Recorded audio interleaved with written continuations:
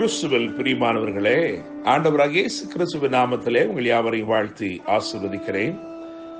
இந்த நாளுக்கென்று தேவன் நமக்கு அருளியிருக்கிற ஜீவ வார்த்தை யோபின் புஸ்தகம் 8ஆம் அதிகாரம் 7ஆம் வசனம். உம்முடைய துவக்கம் அற்பமாயிருந்தாலும் உம்முடைய முடிவு சம்பூர்ணமாயிருக்கும்.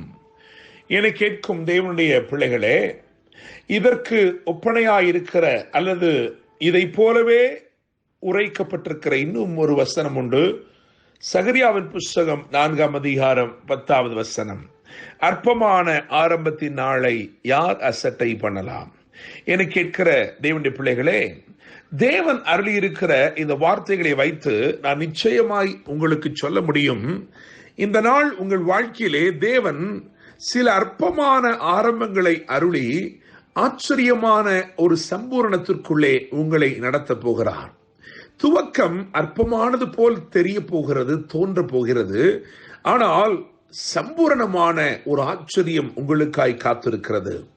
என கேட்கிற தேவனுடைய பிள்ளைகளே, 3 சம்பவங்களை, அற்பமான துவக்கம், அந்த அற்பமான துவக்கங்களை கொண்ட 3 சம்பவங்களை உங்களுக்கு முன்பதாக நான் வைக்கும்படி விரும்புகிறேன். தேவன் அவைகளிலே தம்முடைய திட்டத்தை எவ்வளவு ஆச்சரியமாய், எவ்வளவு அழகாய் வெளிப்படுத்தினார் என்பதை மாத்திரம் நாம் தியானிக்க போகிறோம்.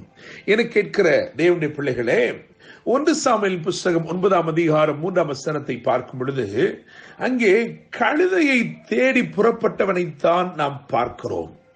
கழுதையை தேடி புறப்பட்டவன் தயவுள்ள கர்த்தருடைய திட்டத்தை கண்டு கொண்டான். என கேட்கிற தேவனுடைய பிள்ளைகளே, பையில் இருக்கிற எல்லாம் செலவழிந்து போயிற்று என்ற சூழ்நிலை வந்த போதும் தேவனுடைய மனுஷன் ஒருவர் இங்கு இருக்கிறார், அவர் சொல்லுவதெல்லாம் தப்பாமல் நடக்கும் என்று சொன்ன போதும் அவர்கள் தேவ பிரசன்னத்தை தேடி சென்றது என்னமோ கழுதைகளுக்காகத்தான். எங்கள் கழுதைகள் எங்கே இருக்கிறது, நாங்கள் கழுதைகளை தொலைத்து விட்டோம் என்று சொல்லித்தான் தேடி சென்றார்கள். ஆனால் தேவனுடைய திட்டத்தை அவர்கள் தொலைத்து போடாதபடிக்கு தேவன் தம்முடைய தயவுள்ள திட்டத்தை அவர்களுக்கு வெளிப்படுத்தி அவர்களை சரியான வழியிலே நடத்தி ஆச்சரியமான சம்பூரணத்திற்குள்ளே தேவன் வழி நடத்தினார். என கேட்கிற தேவனுடைய பிள்ளைகளே, இன்றைக்கு ஏதோ ஒன்றை தேட புறப்பட்டிருக்கலாம். ஆனால் கர்த்தர் உங்களை பார்த்து சொல்லுகிறார், இன்றைக்கு தயவுள்ள தேவ திட்டத்தை நீ கண்டு கொள்ளுவாய் என்று சொல்லி. இரண்டாவதாக ரூத் புஸ்தகம் 2ஆம் அதிகாரம் அதில் 2-3 வசனங்களை கவனித்து பார்க்கும் பொழுது, கதிர் பொறுக்கி வருகிறேன் என்றுதான் புறப்பட்டாள். காலையிலே எழுந்து அவளுடைய மாமியை பார்த்து சொல்லுகிறாள், நான் எனக்கு யாருடைய கண்களிலே தயவு கிடைக்குமோ அவர்கள் பிறகே போய் கதிர் பொறுக்கி வருகிறேன் என்றுதான் புறப்பட்டாள். ஆனால் கர்த்தருடைய தயவுள்ள திட்டத்திலே அவள் கால் மிதித்தாள். தேவனுடைய பிள்ளைகளே, நான் நம்புகிறேன், விசுவாசிக்கிறேன், இந்த நாளை தேவன் விசேஷப்படுத்தி இருக்கிற வாழ்க்கையிலே அற்பமான முயற்சிகள், அற்பமான ஆரம்பங்கள், அவைகள் ஆச்சரியமான சம்பூர்ணத்திற்கு நேராக உங்களை நடத்துகிறது. ரூத் ஒரு நாளும் நினைத்து பார்க்கவில்லை, நான் கால் மிதிக்கும் இது ஒரு பெரிய தேவ திட்டமாய் இருக்க போகிறது என்று அவளுக்கு தெரிந்திருக்கவில்லை. ஆனால் தேவன் அவளை அப்படித்தான் ஆச்சரியமாய் நடத்தினார். மூன்றாவதாக நான் புதிய ஏற்பாட்டிலிருந்து ஒரு உதாரணத்தை எடுத்திருக்கிறேன்.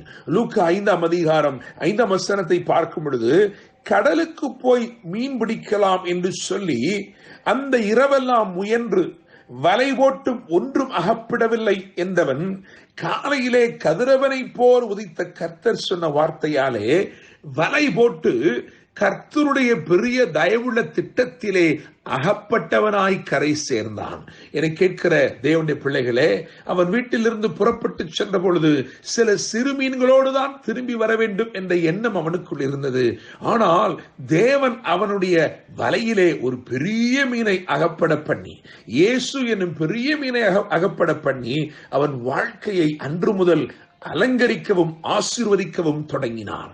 இவர்கள் எல்லாருடைய வாழ்க்கையிலும் அற்பமாய் ஆரம்பமான ஏதோ ஒன்று தேவனுடைய குறுக்கீடாலே, தேவன் இடைப்பட்டபடியினால் அவைகள் எல்லாம் ஆச்சரியமான சம்பூரணத்திற்குள்ளே நடந்து முடிந்தது. என்னை கேட்கும் தேவனுடைய பிள்ளைகளே, இந்த நாளை தேவன் அதற்காகவே விசேஷப்படுத்துகிறார். உன் வாழ்க்கையிலே எவைகள் அற்பமாய் இருக்கிறதோ, எவைகள் மற்றவரால் அசட்டை பண்ணப்பட்டிருக்கிறதோ, அந்த அற்பமானதை மற்றவர்கள் அசட்டை பண்ணலாம். ஆனால் எது அசட்டை பண்ணப்படுகிறதோ அதையே தேவன் ஆச்சரியமான சம்பூரணமாய் மாற்றும்படி விரும்புகிறார். கர்த்தர் இந்த வார்த்தைகள் மூலமாய் இன்று உங்கள் வாழ்க்கையிலே அற்பமான துவக்கங்களை ஆச்சரியமாக மாற்றி, அசட்டை பண்ணப்பட்ட துவக்கங்களை சம்பூரணத்திற்கு நேராய் நடத்தி உங்களை ஆசீர்வதிப்பாராக. என்றும் அன்புடன் pastor Daniel Moses. God bless you.